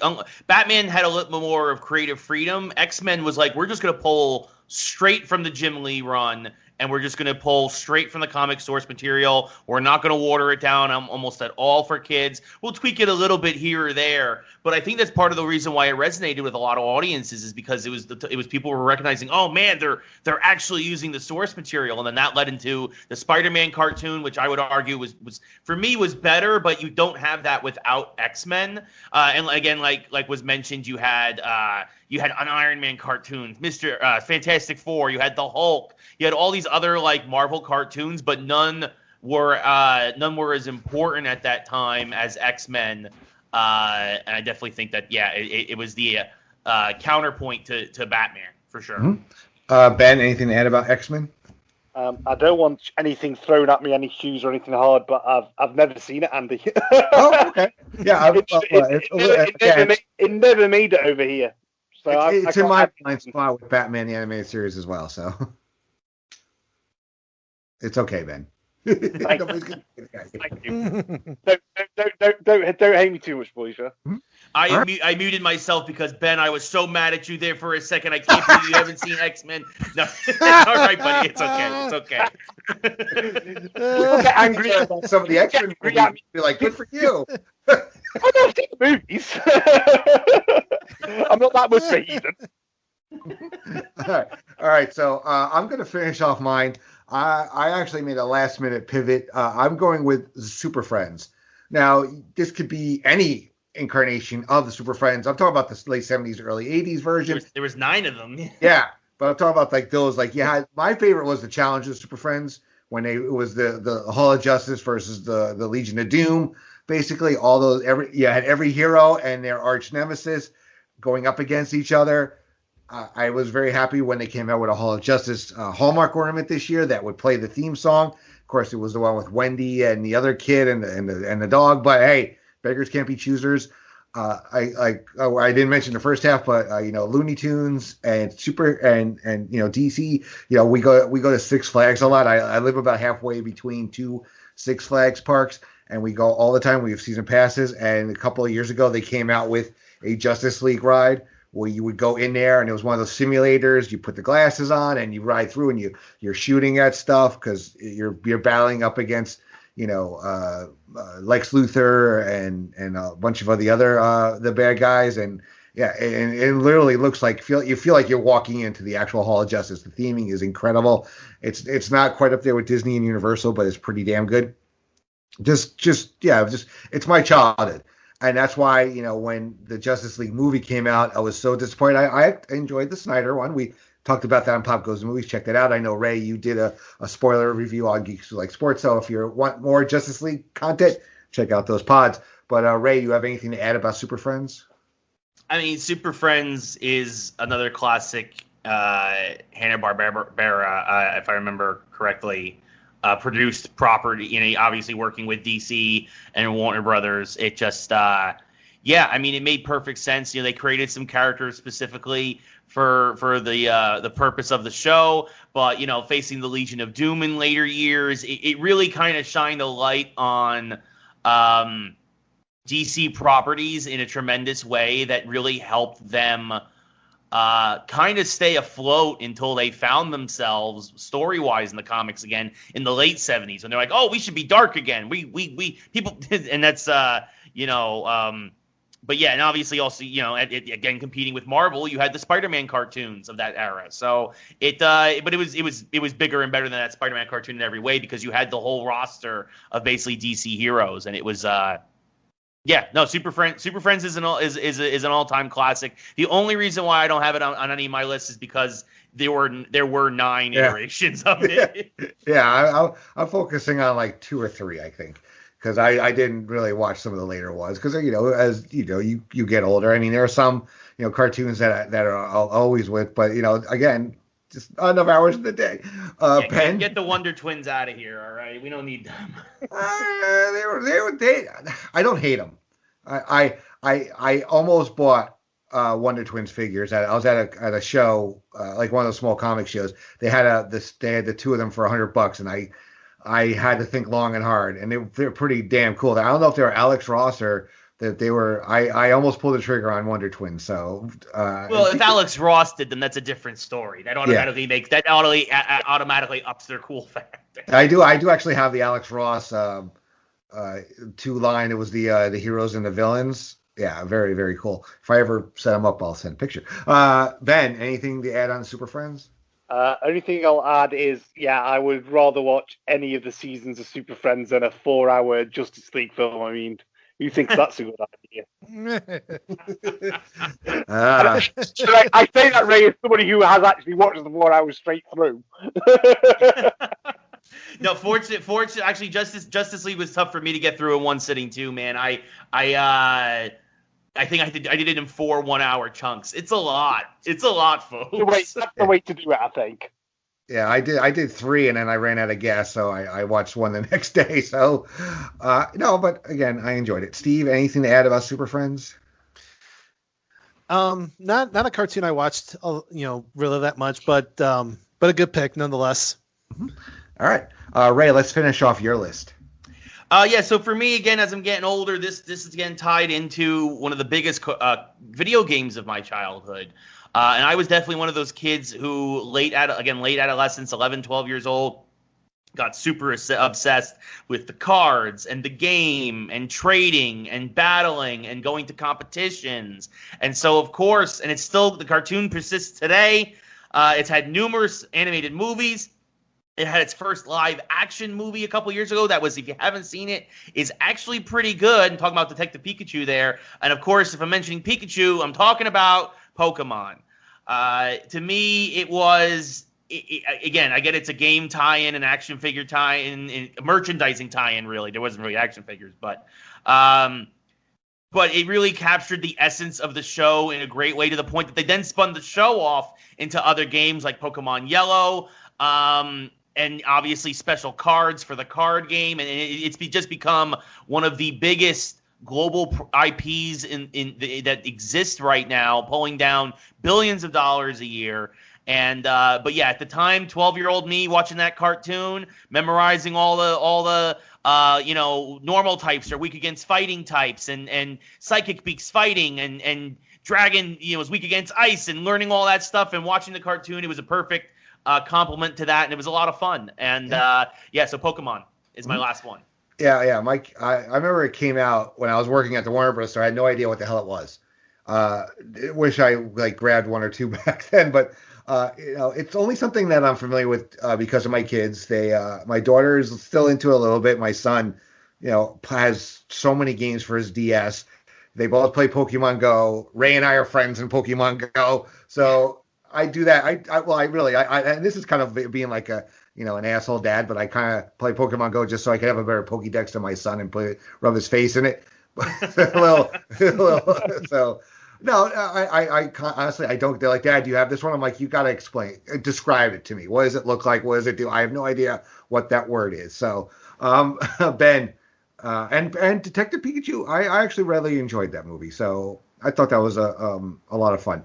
Ben, you had Pokemon as one of your honorable mentions. Yeah, it's a blind spot for me, Andy. I think I've probably seen about 5 episodes of the cartoon in total, but you've got to have it on your list as an honorable mention just because of the sheer reach of the show, which you and Ray have just explained. The films, the cards, the toys. It's got to go on there because it is a cultural phenomenon. Mm-hmm. Yeah. Steve, anything to add about Pokemon? Yeah, definitely a really fun show. I remember when it first came out in the late 90s too, and it was one of the ones I used to like to watch because it would usually be on early in the mornings where I lived, and it was always on right before I had to go to school. So I always tried to see if I could squeeze an episode in before I had to leave. So that's my big memory of it, but definitely a very good pick. Mm-hmm. All right, Steve, let's finish off your Mount Rushmore.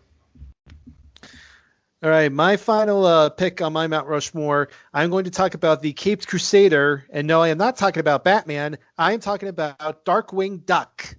Obviously spun off from DuckTales. It only ran for 3 seasons, which I kind of forgot about. But it was definitely a really fun show. Like I said, you crossed over a couple of characters from DuckTales. Launchpad was there, a couple of other ones, and maybe not as memorable as some of the other Disney cartoons that came out during that time, but I think it still was definitely one of the most fun. And I think Darkwing Duck definitely deserves a mention on a Mount Rushmore for me, at least. Yeah, I didn't watch a lot of Darkwing Duck, but I know he's a heavily sought after character. I know you can't find a lot of his merch. Love his catchphrase though. Let's get dangerous. Ray, do you have anything to add about Darkwing? Yeah, I mean, it was another one of those great Disney afternoon shows. You had Launchpad there, which was, of course, the big tying factor between DuckTales and Darkwing Duck. He also had a video game that was all right, not as good as DuckTales, but it was solid. And it was just. It's amazing how a lot of these shows only lasted a few seasons, and as I kind of learned from my cup of coffee that I had working at Warner Brothers at one of their studios is that a lot of times it's because there's just a lack of respect for the younger audience. Is they don't think a lot of kids will stick around for a show that lasts more than 3 or 4 seasons, and so that's why you had a lot of Batman was done after 3 seasons, Darkwing was done after 3 seasons, a lot of the Disney afternoon stuff in general were done after only 3 or 4 seasons, and so that's a great pick. I mean, Darkwing is definitely up there, and he's one of the classics, and it was great that they brought him back briefly in the new DuckTales, and hopefully they'll get the message that they should keep doing that. Yeah, that's again another one on my to-do list is the new DuckTales. I really like the voice cast they had there. Ben, anything to add about Darkwing? I've seen it a couple of times, and it's a great show. So really good pick, Steve. All right. So let's get some honorable mentions in before we call it a show. Ray, anything what we haven't mentioned that you like to talk about? Well, I know we talked about Transformers earlier, but I feel we'd be remiss if not to mention one of its later iterations, which was Beast Wars. First cartoon, really more, it was CGI really, and kind of pushing that technology. For me, it was kind of like that my morning before schools was, if I got up super early, it was Mighty Max, then it was Beast Wars, and then it was Pokemon right before I had to go to school. But Beast Wars was definitely up there for me. That's still one of the, Optimus Primal, I think is actually one of the better primes. Megatron as a Tyrannosaurus Rex. I think it was just a really great cast. I think it had told a really great story, and I think that the fact that they did it in prehistoric times, so humanity was never really around, and never really interfered with the story. It was really just a lot more action. It was Autobots versus Decepticons, and I think that was great. And so for me, Beast Wars gets an honorable mention. All right, Ben, any honorable mentions? Only one we haven't mentioned, Andy. It could go in either category, to be honest. It's probably more funny than action. I mentioned in the first part, though, that, I'm getting a bit more into cartoons now because of my nephew. And the one we've really bonded over is Teen Titans Go. Absolutely. I mean, again, we talk about a cartoon that can work for adults and kids. I remember we went to see the movie at the cinema, and I can't even remember the gag, but I am laughing away at something one of the characters said. And he just looks at me like with a face on him, and he goes, "Uncle Ben, that wasn't funny." And I'm like, in a few years, mate, it will be funny. Yeah. Go on my list. Yeah, my son watches it too, so it's on a lot in the house, and it's pretty funny, especially the whole Cyborg and Beast Boy interaction. Yeah. Those two are really the heart and soul of the show. Yeah, some of the songs as well they use and the references are just amazing. Mm-hmm. Yeah. All right. Steve, any honorable mentions?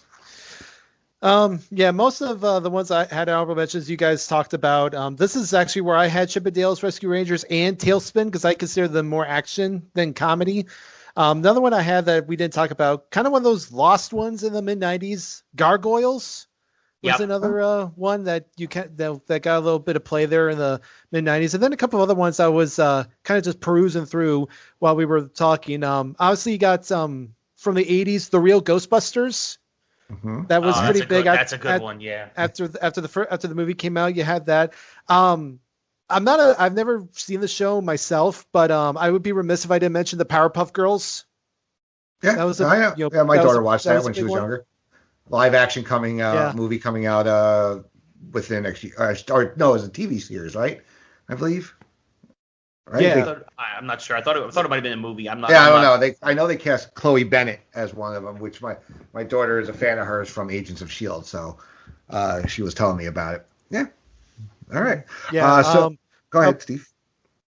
Sorry, no, I just had like a couple more quick. Obviously, Star Wars: The Clone Wars was pretty big for Disney there. And then you mentioned Pokemon. Then you got a couple of other anime shows like Dragon Ball Z, Sailor Moon, Gundam are just some pretty big ones for those that are anime fans. So those are just a couple of the ones I was kind of looking up while we were talking.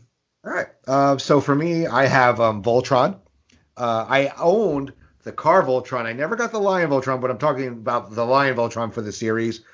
That was part of my whole lineup. So we had the G.I. Joe, Transformers, Thundercats, Voltron was in there, and Mask, which was on my list, but I swapped it out for Super Friends. Oh, Mask. I love Mask. I am so like, I'm an amateur screenwriter. If I ever got a chance at a big budget movie, I would love to write a Mask movie. There's so much they could do with it. It's a property that is kind of under the radar a little bit, I think, which I heard it is in development. So I really hope they do right with it and keep Michael Bay the hell away from it. So also Dungeons and Dragons, that cartoon, I actually own the entire series, which was one season on DVD. Clone Wars, which I'm actually watching now. I'm about 15 episodes into that and really enjoying it. And the Herculoids, very early Hanna-Barbera from the late 60s that I grew up watching. I actually have Herculoids figures in my family room on a shelf.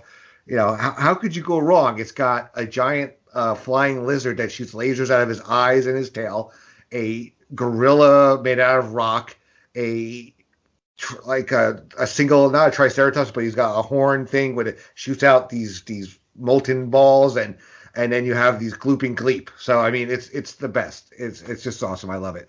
All right, so that's going to bring an end to this episode of Making Mount Rushmore. But before we go, let's kind of talk about where else you can be found, any podcast, social media presence, Twitch channels, what have you. We'll start off with our very special guest, Mr. Ray Carsillo. Ray, what do you have to direct people to that you're on? You can kind of find me everywhere. I'm on Twitter, Instagram, Facebook. Just search Ray Carsillo. Of course, also my podcast, my regular podcast with my co-host Lee Elias, Geeks Who Like Sports. You can find us also on Facebook, Instagram, Twitter, all that fun stuff. And my personal Twitch, twitch.tv/Ray Carsillo. We do some fun stuff with sports games every week, and then we also do multiplayer Mondays, new game Fridays. We usually have a good time there, 7 p.m. Pacific, 10 p.m. Eastern. You can always watch the replays again on my Twitch, twitch.tv/Ray Carsillo. So yeah, just Google me, you'll find me, folks. Oh, very awesome. All right. Also, aren't you involved in a brand new app that just came out for your phone? Yes, actually, that is true. My day job is I work for a company called Boss Team Games, and we just published a new iPhone, iOS and Android app called Cobra Kai Card Fighter that is loosely based on the hit Netflix series Cobra Kai. So definitely, if it's free to play. So if you folks out there are interested, feel free to give that a download. We appreciate it. All right, very good. Ben, what do you have to plug? Okay, so you can hear me every month on the wrestling feed, on the Special Relations with Callum and Rory, on Chicken Salad with Logan and Sean, and part of the Impact 6-pack on Highway to the Impact Zone. We've just reached Turning Point 2004. Here on the Pop feed, I am with Miranda kind of every month, Andy. We play a bit fast and loose with the schedule of Telly and T, but we're getting to a bit more regular schedule now. And for some reason, you've given me another pod, so it's going to be me and Logan Crosland and the special guest watching Guilty Pleasure / bad movies. So the very first episode, we are going to be watching 1995's Mortal Kombat in readiness for the new movie. Mm-hmm. Yep, that'll be coming out very soon on this very feed. And Steve, what do you have to direct people to? Well, as you mentioned, you and I, of course, co-host Pop Goes to Classics along with Miranda, where we look through all the Disney animated films. Our new one should be dropping sometime early this month, where we discuss 101 Dalmatians. Mm-hmm. Very good episode, very good movie. You can also find me over at PlaySpeedNation.com. I have a couple of written articles over there. The Vintage Hall previewing the box office report and my wonderful reviews of Disney, and now currently wonderful list of Disney, where I'm ranking a bunch of different categories. I'm currently ranking the villains. I'm getting very close to the top of the heap. You can see where some of the classic villains from those films landed. Other than that, you can find me on Facebook. I'm usually over at the Place to Be Facebook page. Lots of great discussions, questions every day. Song of the day. There's a song of the day that Jennifer Smith does. Hopefully we'll have a new tournament starting here shortly, and just everything that you need to know about wrestling, sports, pop culture, you can find it there. All right, very good. As for me, I am all over this very feed with great shows such as Pop Goes to the Couch. That is where we review all the latest streaming shows. We're currently reviewing The Falcon and Winter Soldier. That will drop weekly. Also, Miranda and I have started our brand new show that will be dropping monthly. It is called the Most Sensational, Inspirational, Celebrational, Muppetational Podcast. Each episode, we will either be reviewing a bunch of episodes of The Muppet Show, and once we finish a season, we will be reviewing one of their great movies. So check that out. Pop Goes to Movies with all the new movies that are coming out. Finally, people are starting to go back to the theaters, and we're starting to get drops on the streaming services. Our latest episode was Zack Snyder's Justice League. I am assuming we will have a King Kong versus Godzilla one going up very soon, as well as any other big movies that come out. Also, PTPN Trivia Night drops every other Friday. We are, as when you hear this, the 90s episode will have dropped. That will be episode number 7. So after that, we only have 2 more to go till we get to the semifinals and the finals. And the winner will get that big gold belt. I can't wait to hand that to somebody. Laugh in Theater drops about once a month. Great Debate should be back soon. Year in Pop drops every 6 weeks or so. Over on the wrestling feed, I have Great Debate Wrestling. I have Evolution, which I will be doing with my friend Callum McDougall. We will be talking about the career of the great Shawn Michaels, as well as this very show is spinning off. We're going to be doing a wrestling version coming very soon. In the month of April, the first episode will be dropping. Panel TBD, but you'll find that out then. So also, like the guy said, check out the website, the Place to Be Facebook group, all the feeds that we are part of Place to Be Nation, the Quadapods, as Scott likes to call it. That is the Place Nation Wrestling Network, the Jenny Position, and the North-South Connection. A little bit of something for everybody. Check it out. But I want to say a big thank you to Ray Carsillo, Ben Locke, and Steve Riddle for being my guests on this episode of Making Mount Rushmore. And we'll see you on the next episode. Take care, everybody.